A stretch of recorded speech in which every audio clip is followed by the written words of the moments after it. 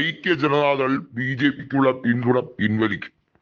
നിതീഷ് കുമാറുമായി ബന്ധപ്പെട്ട ചർച്ചകൾ, അതായത് നിതീഷ് കുമാർ നരേന്ദ്രമോദിയെ കാണുന്നു, ലലൻ സിംഗിനൊപ്പം നരേന്ദ്രമോദിയെ കണ്ട് ആശയവിനിമയം നടത്തുന്നു എന്നൊക്കെ പറയുമ്പോഴും ഐക്യ ജനതാദൾ ഐക്യത്തോടെയല്ല മുന്നേറുന്നത്. ഐക്യ ജനതാദളിലെ 20ഓളം MLA-മാർ അവർ BJPയിലേക്ക് ലയിക്കും എന്ന് പറയുന്നതായി BJP വക്താക്കൾ അവകാശപ്പെടുകയാണ്.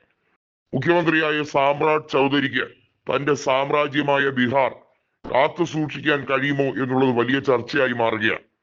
ഒരു കാര്യം മാത്രം വളരെ വ്യക്തമായി അസന്നിഗ്ധമായി ജൻ സൂരജ് പാർട്ടിയുടെ നേതാവും പ്രശസ്ത ഇലക്ഷൻ വിദഗ്ധൻ കൂടിയായിട്ടുള്ള പ്രശാന്ത് കിഷോർ പറയുകയാണ്, താൻ ജയിച്ചത് 19,200ഓളം വോട്ടുകൾക്കാണ്. 51,000-ൽ പരം വോട്ടുകളുടെ ഭൂരിപക്ഷത്തിൽ ജയിച്ച നിതിൻ നബീൻ ഇപ്പോൾ BJPയുടെ ദേശീയ അധ്യക്ഷനാണ്. അദ്ദേഹം തിരിച്ചു വന്നാൽ പോലും ഇനി BJPയെ ബീഹാറിൽ രക്ഷിക്കാൻ കഴിയാത്ത വിധത്തിലുള്ള മാറ്റങ്ങൾ കൊണ്ടുവരും. അടുത്ത ലോക്സഭാ തെരഞ്ഞെടുപ്പാണ് ഞങ്ങളുടെ മിഷൻ. ബീഹാറിൽ BJP ഒറ്റ സീറ്റ് പോലും ജയിക്കാത്ത രീതിയിൽ മാറ്റിയെടുക്കുക എന്നുള്ളത്.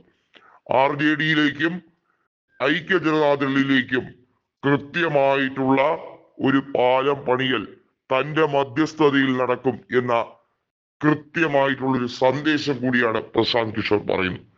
തെരഞ്ഞെടുപ്പ് ജയിച്ച് മിനിറ്റുകൾക്കകം എന്തുകൊണ്ട് സാമ്രാജ് ചൗധരി ഒരു ഉപതെരഞ്ഞെടുപ്പിലെ വിജയിക്ക് വളരെ പ്രാധാന്യത്തോടു കൂടി അദ്ദേഹം പൊതുമധ്യത്തിൽ വന്ന് വിജയാശംസ പറയുന്നു, അതിനെക്കുറിച്ച് അദ്ദേഹം സോഷ്യൽ മീഡിയയിൽ പോസ്റ്റ് ചെയ്യുന്നു. അതിന് കാരണം സാമ്രാജ് ചൗധരിക്ക് അറിയാം, ജൻ സൂരജ് പാർട്ടി എന്ന ഒരു നാമധേയത്തെ അല്ല അദ്ദേഹം ഭയക്കുന്നത്. അദ്ദേഹം ഉൾപ്പെടെയുള്ള പലരെയും വാർത്തെടുക്കാനും ബീഹാറിൽ BJPയെ പ്രതിഷ്ഠിക്കാനും കിണഞ്ഞു പരിശ്രമിച്ച ഒരു നേതാവായിരുന്നു പ്രശാന്ത് കിഷോർ. യുദ്ധതന്ത്രജ്ഞൻ എന്ന് വേണമെങ്കിൽ അദ്ദേഹത്തെ വിശേഷിപ്പിക്കാം. അത്രയും ചാണക്യ ബുദ്ധിയുള്ള ഒരു വ്യക്തി.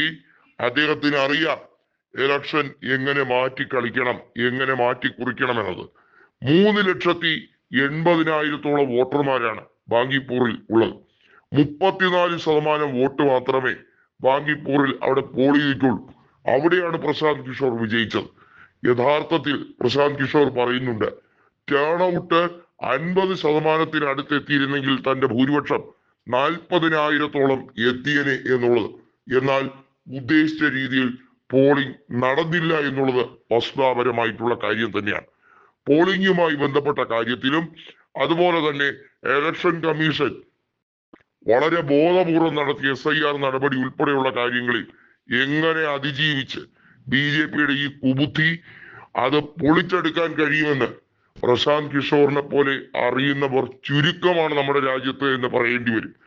ഓരോ സംസ്ഥാനത്ത് തെരഞ്ഞെടുപ്പ് നടക്കുമ്പോഴും അവിടുത്തെ BJP വിരുദ്ധ സഖ്യത്തിനെ കണ്ടുപിടിച്ച് അവർക്ക് കൈ കൊടുത്ത് മുന്നോട്ട് ശക്തി പകരുന്ന ഒരു നേതാവ് കൂടിയാണ് ഇപ്പോൾ പ്രശാന്ത് കിഷോർ. ആ പ്രശാന്ത് കിഷോറിനെ സ്വാഭാവികമായും BJP ഭയപ്പെടണം.